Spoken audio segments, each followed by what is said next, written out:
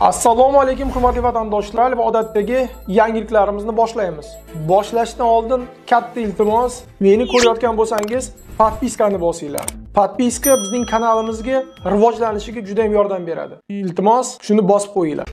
Moskva hamda Moskva oblasti va Sankt-Peterburgdagi hamyurtlarimizga 10 yillik stajiga ega ishonchli dokument xizmatlarini taklif qilamiz. Registratsiya va uni продление qilish, трудовой договор, уведомление, spravkalar, проверка bazalar xizmatlari mavjud. Muhim eslatma, Amina ilovasi to'liq ishlamaganligi sababli registratsiya qilmaganlar zudlik bilan ushbu xizmatdan foydalaning. Hoziroq ekrandagi raqamlarga qo'ng'iroq qiling yoki WhatsAppdan yozing. Diqqat, tezkor xabar. Shavkat Mirziyoyev amaliy tashrif bilan Sankt-Peterburgga yetib bordi. Assalomu alaykum qadrli mehmon, videodan to'liq xabardor bo'lish uchun videoga like va podpiskatsiya tugmalarini bosib qo'ying. Pulkovo xalqaro aeroportida prezidentni Sankt-Peterburg gubernatori Aleksandr Belgov va boshqa rasmiy shaxslar kutib oldi. Tashrif doirasida O'zbekiston yetakchisi Yevrosiyo Oliy iqtisodiy kengashining navbatdagi majlisida kuzatuvchi maqomida va MDH davlat rahbarlarining norasmiy uchrashuvida ishtirok etadi. Yangi 2026-yildan boshlab dokumentingizda ozgina kamchilik bo'lsa ham 3 yilga qamalasiz. Faqat o'zbek, tojiklarga patent qilish majburiy. Hindlarga umuman patent kerak emas ekan. Batafsil videoda. Markaziy Osiyo davlatlari Rossiya bilan masalan ittifoqdosh, sherik davlatlar deyiladi. Nega endi boshqa masalan Hindistondan ular jalb qilib o'rnini egallamoqchi? Juda g'alati, juda shubhali ittifoqchilik bo'lyapti.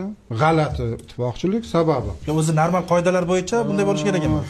Endi qarang, mana ittifoqchilarga, ya'ni O'zbekistonga, Tojikistonga, Qirg'izistonga ham ittifoqchilarga mana talab.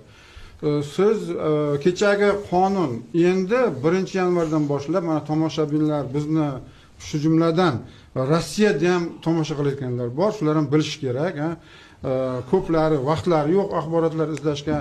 Rossiya qonun chiqardi. 2026-yil 1-yanvardan boshlab qaysi o'zbek mehnat muhojiri agarda birorta bir kichkinagina hujjatida noaniqlik bo'lsa yoki birorta hujjati xato bo'ladigan bo'lsa 3 yilgacha qamash. Bu qanday ittifoqchilik? Juda g'alati ittifoqchilik emasmi? Bor yo'g'i kichkinagina bitta qonunchilikdagi kichkina xato uchun 3 yilga qamab yubormoqchi bo'lyapti. Ittifoqchi shunday bo'ladimi? Ittifoqchi o'zlari aytadi-ku, biz birga fashizmni yengdik deydi. Mana bizning umumiy tariximiz bor deydi. Ittifoqchilikka kelganda esa, mana bunaqangi yordamga kelganda esa arzimagan bir kichkina xato uchun 3 yilga qamoqchi bo'lyapti. Keyin patent pulini nima uchun faqat o'zbek va tojik to'laydi? Mana kelayotgan hindlarga patent puli yo'q. Ular imtihon topshirmaydi rus tilidan. Mana hozir Anvar aka aytayapti hozir, maqsad uy emas deb.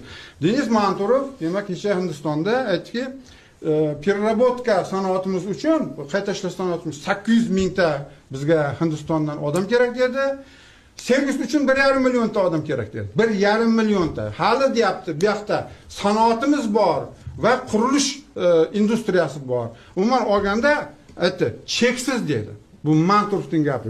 Birinchi Peru vitse-premier Manturov cheksiz miqdorda Hindistonlarni qabul qilishga tayyormiz deb aytdi.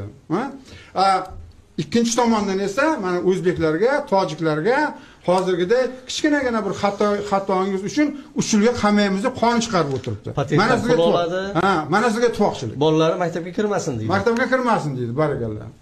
Bu yerda maqsad Markaziy Osiyoni, O'zbekistonni, Tojikistonni va balki Qirg'izistonni ham mehnat bozoridan shu 4-5 yillik demak kelajakda perspektivada mutlaqo siqib chiqarish. Bu yerda iqtisodiy manfaat bor. Sabab Kamoliddin, sabab.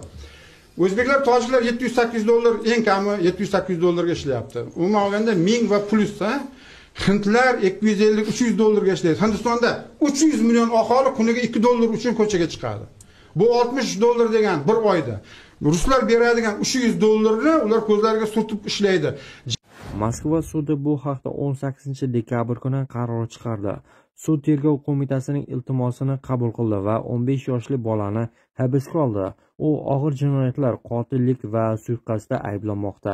Eslatib o'tamiz, Tojikiston fuqarosi 10 yoshli Qobuljon Aliyev hujumda vafot etdi. 16-dekabr kuni ertalab Timofey K ismli maktab o'quvchisi pichoq bilan kelib, avval qo'riqchiga, keyin esa Qobiljonga hujum qilgan. Jabrlanuvchining ukasining so'zlariga ko'ra, o'qituvchi bolalarning sinfga shoshilinch ravishda olib kirgan.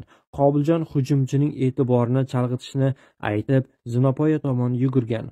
U yiqilib tushgandan so'ng qotil unga yetib kelib, pichoq ura boshlagan. Bola olgan tan jarohatlari tufayli vafot etdi. Keyin hujumchi sinf xonalaridan biriga bekinib oldi, ammo keyinchalik politsiya tomonidan qo'lga olindi. Rossiya ommaviy axborot vositalari xabarlariga ko'ra, hujum o'smirning millatchi va ksenofob qarashlari bilan bog'liq. Voqea joyidan olingan video lavhalardan uning bolalardan "Sen qaysi millatdansan?" deb so'rayotgani ko'rsatilgan.